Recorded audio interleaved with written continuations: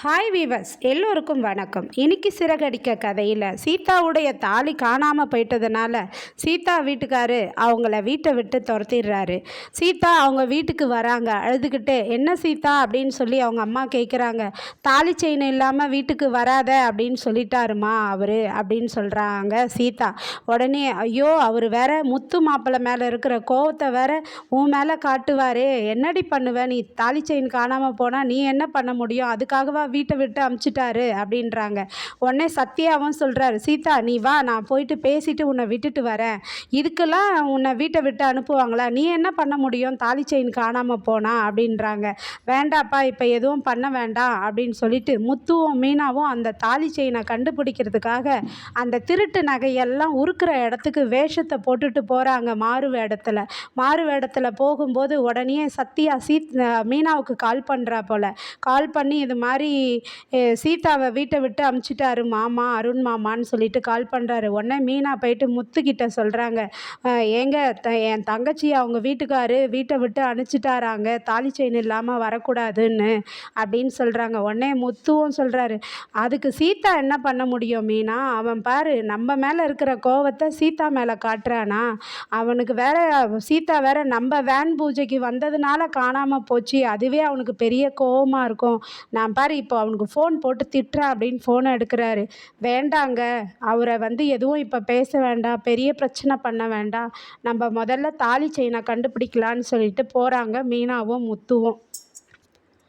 நகையெல்லாம் உருக்குற இடத்துக்கு போகிறாங்கங்க. திருட்டு நகை மொத்தமும் அந்த இடத்துல தான் உருக்குவாங்க. அங்கே போயிட்டு எங்களுக்கும் நகையை உருக்கணும் அப்படின்னு சொல்லிட்டு போய் கேட்குறாங்க. அந்த நகை உருக்குற அம்மா கிட்ட போயிட்டு அவங்க கேட்குறாங்க, நீங்கள் யார்? புதுசாக இருக்கே, புதுசாக வரவங்களுக்கெல்லாம் நான் இதை செஞ்சு கொடுக்க மாட்டேன், அவ்வளோ சீக்கிரத்தில் அவங்களெலாம் நான் நம்ப மாட்டேன்றாங்க.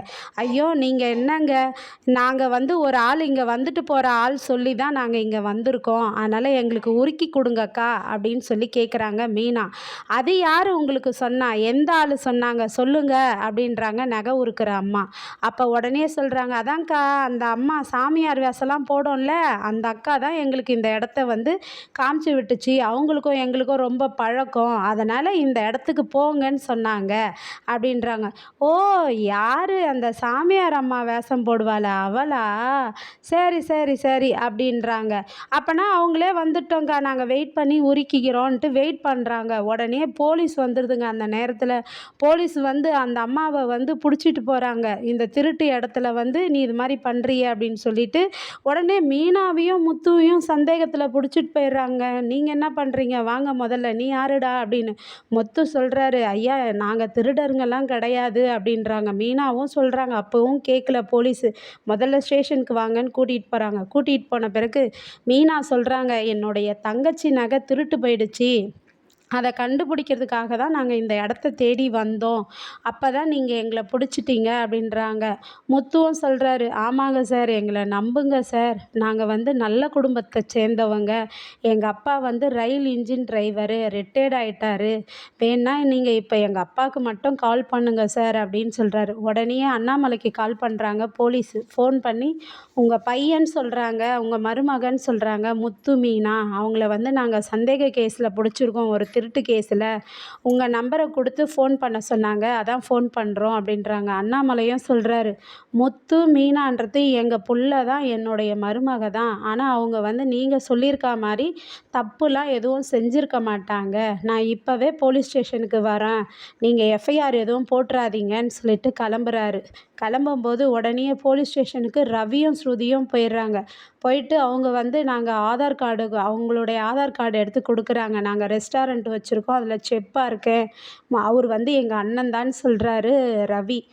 அதுக்கப்புறம் போலீஸ் என்ன சொல்கிறாருன்னா, ஏயா இப்போ அதுக்கு என்னன்னு பண்ண சொல்கிறீங்க, இவன் உங்கள் அண்ணன் சொல்கிற, ஆனால் இவங்க எந்த இடத்துல இருந்தாங்க தெரியுமா, திருட்டு நகைங்கள்லாம் உருக்குற இடத்துல இருந்தாங்க, அதனால தான் இவங்கள பிடிச்சிட்டு வந்தோம் அப்படின்றாங்க. அப்புறம் சொல்கிறாங்க, முத்துவை பார்த்து கேட்குறாரு போலீஸு, ஏயா உங்கள் அப்பாவுக்கு கால் பண்ணுன்னு சொன்னேன், ஆனால் இவங்க வந்திருக்காங்க அப்படின்றாங்க.